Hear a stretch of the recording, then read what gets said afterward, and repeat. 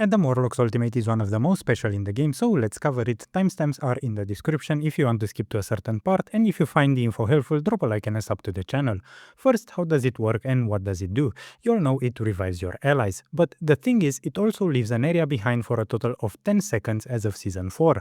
This area constantly monitors for ally elimination and resurrects them. This means that if someone in your team gets eliminated during those 10 seconds after you cast the ultimate, he is brought back up at the spot of your cast, even after you do the initial revive. Pretty simple, but when to actually use your ultimate? Usually for most heroes, it's not recommended to hold on to your ultimate for a long time. It's best to use it as soon as you get it, otherwise you're just wasting the meter fill you would get. So the main rule is, again, for most heroes, use it in such a way you'll get as many ultimates as possible per a game. But for Adam Warlock, the situation is a bit different. The thing is, it's very easy to waste his ultimate and not get any value out of it. For a DPS, if you get a kill with your ultimate, then it is fine, you generated value. But for Adam, it's much more difficult to get value, and it requires you to have a very good game sense. This means knowing which team has an advantage. If your team has the advantage, then it's probably not worth wasting the ultimate, because if you're up to people, you're winning the team fight even if you don't revive anyone. This means that your ultimate will not bring any value to the team. You're already winning, so if you turn a 5v3 into a 6v3, then you basically have done nothing and wasted your ultimate. Now, if the enemy team has the advantage, then it's time to consider your revive and assess the situation. Assess who are you going to revive and how much value does it bring to the team. Because, for example, if you're going to revive a Spider-Man, you're not going to bring much value to the team, except if you're playing with Necros, but most of the time he will not have much impact on the game if he does not play like a god after the recent string of nerf. So, sorry Spidey, it is what it is. By the way, quick tip, when your ultimate is charged, you can see on the bottom right corner of your screen who you will revive if you cast it.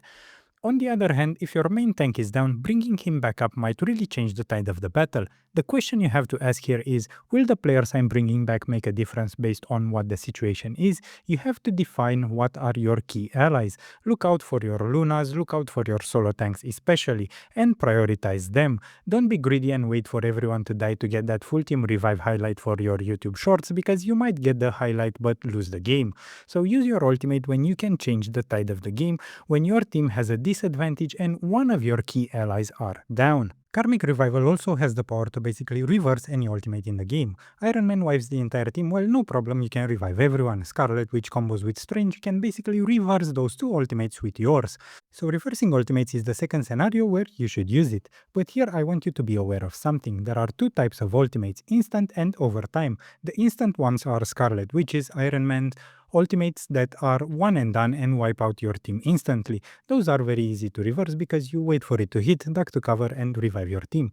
What I want you to be mindful of are the ones that are over time. Ultimates like Star-Lord, Hela, Punisher, where you don't have an instant team wipe, but more of something like someone gets eliminated, then 2 seconds pass, then another elimination, and so on.